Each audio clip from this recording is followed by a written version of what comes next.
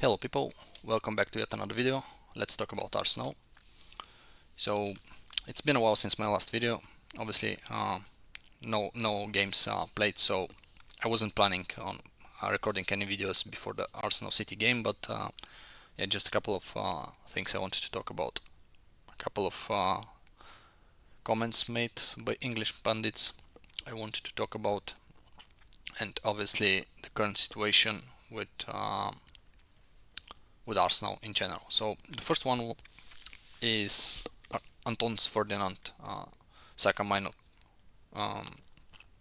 comment, which was basically something along the lines that he didn't see Saka doing what Mino is doing at that age, right? Which, well, it's his personal opinion, but in my opinion, he's not doing himself a favor. Let's put it this way, because obviously we all know that you can go and check that Saka played as a left back at that age, and he was still starting. I think he played like 26 English Premier League games. He had like I believe 6 goals contribution, right? Which is not bad for a young left back. It's not bad at all in a team that was struggling. By the way, when he made the transition uh, to the right wing, when he's thriving right now, obviously those numbers went up, and he was even better for us. He was one of our best players. So I think that this is kind of stupid comment, because again, this is not a dig at Mino, because I really like Kobe Mino. I think that there is a very, very big talent there, obviously, but I just don't understand why you have to, let's put it, take down one player in order to hype another. I really don't understand it, but anyway, it's his opinion. Let me know what you think about this. Do you think he was right? Do you think he was wrong? Anyway, so quickly to the next one, Ben White. And I wanted to talk about Ben White because Ben White took a lot of hits lately from pundits, from a lot of fans, especially from other YouTubers who are not Arsenal fans, and I really don't understand why. Now we all know that there is a rift between Ben White and not just Southgate, but I guess his entire coaching staff, right? And we all know that White is not starting for England. He is a backup player. Now obviously, if he joins England, he will be taken as a backup center back, not right back, because obviously you have Trent Alexander-Arnold and Kyle Walker if he's fit, right? But my question is this: first of all, if you don't rate Ben White, why would you want him there? And the second thing is, Ben White never said that he doesn't want to play for England. What Ben White said basically was, I don't want to play for Southgate. Right or wrong, this is his decision, and I think he has the full right to do so, because we don't know what exactly happened, why there was this conflict between them.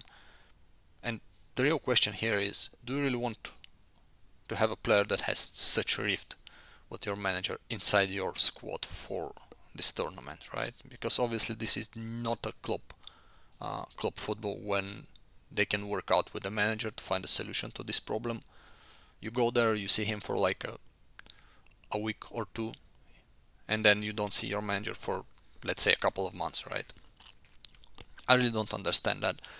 Apparently they had no problems with players that fake injuries, just to get rid of these friendlies so that they don't risk getting injured. We know that this happens a lot with a lot of players. Haaland, for example, was supposed to be injured. Now he's basically ready to play against Arsenal. This news came today.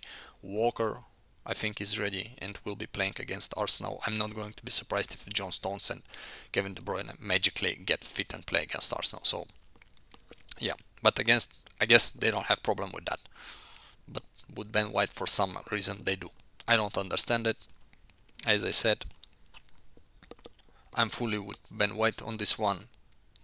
If he feels like there's an issue, there, I don't understand why people would want him there, honestly. So let me know what you think on this one.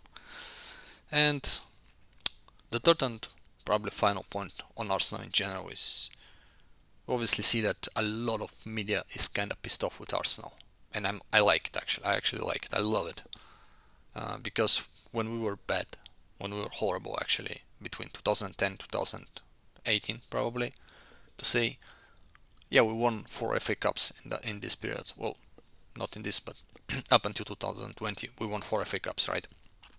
But apart from that, we were not really relevant for the title challenges, for the title race, sorry, or even European trophies. So people didn't talk much about Arsenal. Right now, suddenly Arsenal became good, and I think those pundits are pissed off. The journalists are pissed off because a lot of those people were saying that Arsenal finish 7th, 8th, 9th, they will fight relegation, whatever. Well, I'm not talking about this season, but the last season predictions were actually funny, to say the least. And suddenly Arsenal make them look like idiots. Sorry to use that word, and especially Arteta made them look like idiots. Don't get me wrong, there are a lot of Arsenal fans out there that look like idiots right now as well. So, and the other thing I was thinking, is that for the last couple of years, I think it was Troy Deeney, right, famously said no cojones. And yeah, he was right. We all know that, all Arsenal fans agreed that this team had no backbones, right? You could bully Arsenal easy. And the very same pundits, the very same journalists were making fun of Arsenal for that. They were criticizing Arsenal for that. They were saying your team needs a backbone. They need players that are ready to fight. Well, now we have players that are ready to fight. Right now we can bully almost every single team out there.